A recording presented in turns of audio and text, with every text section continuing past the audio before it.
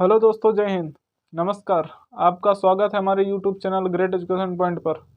दोस्तों, हम लोग पढ़ रहे हैं इकोनॉमिक्स में भी पंचवर्षीय योजनाएं पढ़ रहे हैं और सेकंड पंचवर्षीय योजनाओं तक हम लोग पढ़ चुके हैं। इस वीडियो में थर्ड पंचवर्षीय योजना पढ़ेंगे और ये वीडियो एसएससी के कंपटीशन में और एसएससी जीडी 2024 खास करके इसी के लिए बनाई जा रही है। और आपको विक्रम बैच में ये सारी इकोनॉमिक्स की प्लेलिस्ट मिलेगी। ये बिल्कुल फ्री ऑफ कॉस्ट है, आपको पढ़ने में कोई दिक्कत नहीं होगी। और शॉर्ट वीडियो हैं 8-8 10 मिनट की, इससे आपको कोई भी दिक्कत नहीं होने वाली है और आराम से रिविजन या फिर पूरा कंप्लीट सिलेबस पढ़ सकते हैं। चलिए शुरू करते हैं। थर्ड पंचवर्षीय योजना पार्ट 9 बात करते हैं दोस्तों थर्ड पंचवर्षीय योजना के बारे में। थर्ड पंचवर्षीय योजना, इसका जो मॉडल है ये क्या है। पहले तो इसका कार्यकाल देखेंगे, टाइम पीरियड इसका कितना था। पहली पंचवर्षीय योजना 1951 से 56 तक चली, दूसरी 56 से 61 तक चली। अब तीसरी चलेगी कितने तक, 61 से 5 जोड़ देंगे, 61 5 66, 1961 से 1966। कितना, 1961 से 1966। ठीक है, इसका टाइम पीरियड कितना था, 1961 से 1966। तो ये इसका टाइम पीरियड है। अब बात करेंगे किस मॉडल पर आधारित है। इसका मॉडल है सुखमय चक्रवर्ती। सुखमय चक्रवर्ती, इनका ये मॉडल दिया गया था, इन्हीं के मॉडल पर यह आधारित है। John Sandy plus John Sandy, ये दो लोग थे जिनके मॉडल के आधार पर ये आपकी जो पंचवर्षीय योजना है थर्ड वाली, ये आधारित थी। सुखमय चक्रवर्ती प्लस जॉन सैंडी। अब बात करेंगे इस पंचवर्षीय योजना का उद्देश्य क्या था। उद्देश्य क्या था इसका, पहली और इसी बात पर आप लोग पहली और दूसरी पंचवर्षीय योजना का जो उद्देश्य है वो आप कमेंट बॉक्स में लिखिएगा। दूसरी इसकी उद्देश्य क्या था, कृषि प्लस उद्योग, कृषि प्लस उद्योग विकास तथा स्वतंत्र अर्थव्यवस्था, गेहूं का उत्पादन बढ़ाना तथा स्वतंत्र अर्थव्यवस्था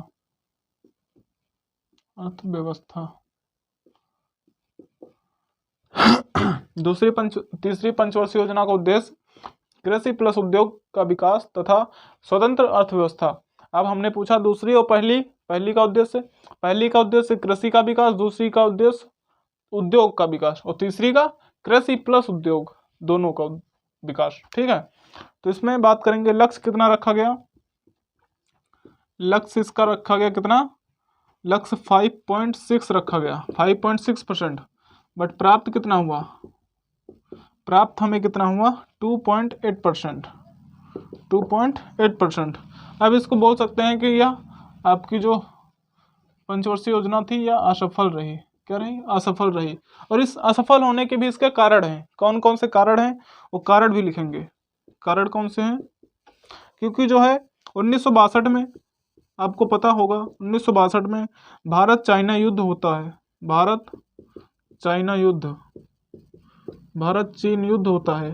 फिर आगे बात करेंगे 1965 में फिर एक युद्ध होता है, भारत पाकिस्तान का युद्ध, भारत प्लस पाकिस्तान का युद्ध। फिर भारत पाकिस्तान का युद्ध होता है। फिर एक और मुसीबत आती है 1965 में अकाल पड़ता है, अकाल पड़ जाता है। तो ये इतने तीन ठोर इतनी बड़ी बड़ी समस्याएं थी जिसके कारण यह योजना को असफल होना तय था, इसीलिए ये योजना असफल रही। अब बात करेंगे इतने ही दिनों में इसमें क्या कार्य हुए, क्या कार्य नहीं हुए, उसकी चर्चा करेंगे। कार्य इसमें क्या हुए, इसमें जो है 1965 में कृषि कीमत आयोग की स्थापना करी गई। कृषि कीमत आयोग कब, 1965 में। 1965 में कृषि कीमत 1965 में कृषि कीमत आयोग की स्थापना करी गई। फिर क्या हुआ 1985 में इसका नाम बदल दिया गया।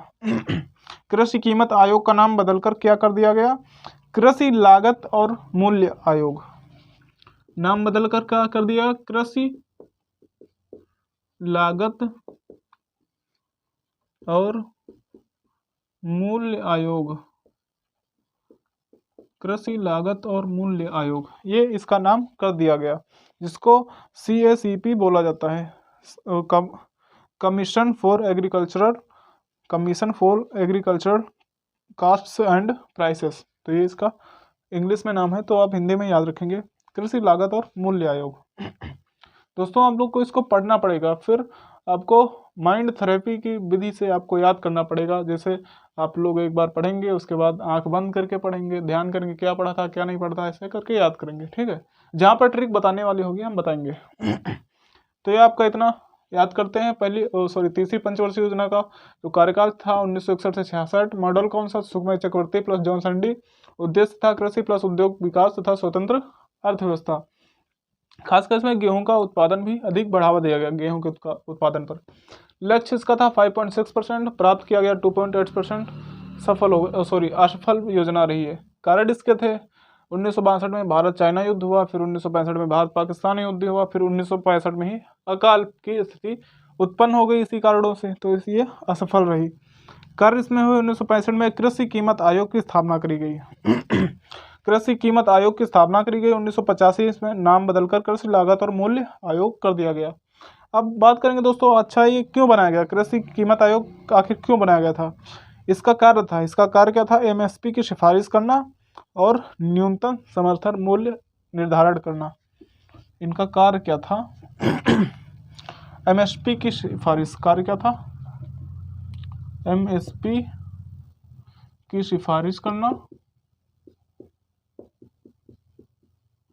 प्लस, और क्या था, प्लस जो कृषि न्यूनतम समर्थन मूल्य था उसका निर्धारण, न्यूनतम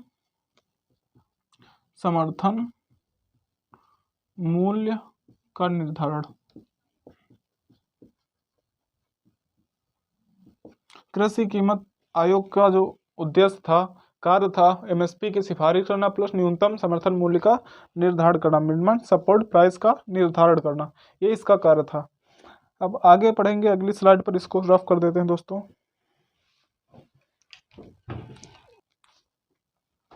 जो कृषि कीमत आयोग है, या उसका जो नाम बदल कर दिया गया है, वर्तमान में जो है 22 फसलों पर MSP जारी करता है। ये पॉइंट आपको याद रखना है। वर्तमान में 22 फसलों पर MSP जारी करता है। वर्तमान में 22 फसलों पर MSP जारी करता है। ओनली 22 पॉइंट आपको याद रखना है और कुछ नहीं। आगे बढ़ेंगे। MSP जो है वर्तमान में 22 फसलों पर MSP जारी करता है, और इसकी घोषणा कौन करता है, इसकी घोषणा MSP की CCEA करता है। कौन करता है, CCEA। ये क्या है दोस्तों, इसका मतलब होता है कैबिनेट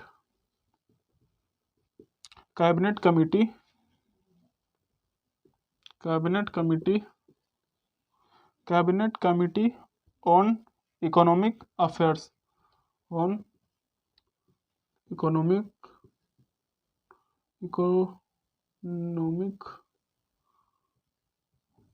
अफेयर्स। कहीं स्पेलिंग मिस्टेक होगी तो उसके लिए सॉरी दोस्तों। इसका हिंदी में क्या बोलते हैं, इसको आर्थिक मामलों की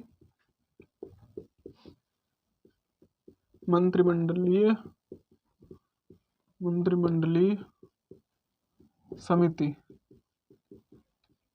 और इसके अध्यक्ष कौन होते हैं,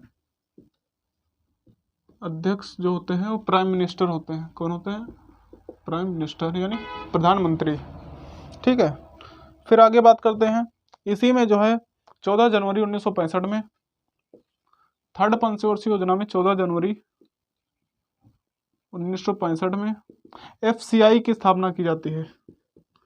FCI की स्थापना की जाती है। इसको बोलते हैं भारतीय खाद्य निगम, या कार्य कुछ भी बोल सकते हैं। भारतीय खाद्य निगम, इसको बोलते हैं भारतीय खाद्य निगम। Food Corporation of India, Food Corporation of India, इसकी स्थापना करी जाती है 14 जनवरी 1965 में। इसका कार्य क्या था? इसका जो कार्य है, कार्य क्या था? Buffer stock, buffer stock. इसका क्या मतलब हुआ? बफर स्टॉक का मतलब हुआ अनाज को स्टॉक करके रखना, संग्रहित करके रखना, ताकि विपदा आने पर हम उसका इस्तेमाल कर सकें, ताकि भुखमरी की समस्या ना हो। ऐसा इसका कार्य था। यानी अनाज को जमा करना, बफर स्टॉक का मतलब है जमा करना, अनाज को जमा करना, ये इसका काम होता था। और इसका हेडक्वार्टर कहाँ बनाया गया? इसका हेडक्वार्टर बनाया गया दिल्ली। कहाँ पर? दिल्ली में। एफसीआई का हेडक्वार्टर कहाँ बनाया गया? दिल्ली में। और इसी पंचवर्षीय योजना के तहत 1964 में 1 जुलाई 1964 इसमें क्या होता है? आईडीबीआई का स्थापना,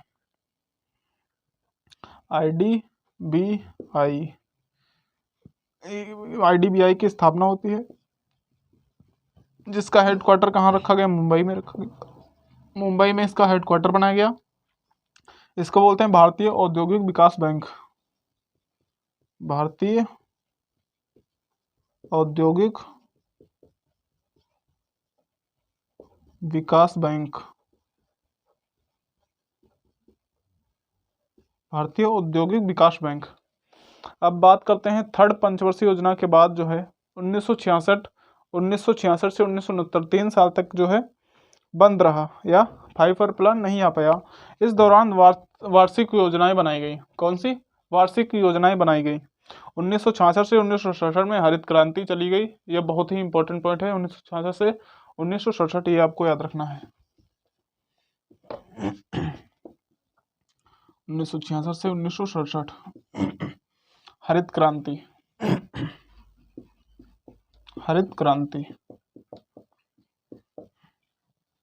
और पॉइंट क्या याद रखने हैं कि जो है इन 1966 से 1969 के बाद 1966 1969 तक वार्षिक योजनाएं चली। कौन सी? वार्षिक योजनाएं। उसके बाद 1969 से उसके बाद 1974 तक फिर अगली पंचवर्षीय योजना आती है। फिलहाल इतना हम लोग पढ़ते हैं, इतने ये 2 पॉइंट भी आपको याद रखने हैं।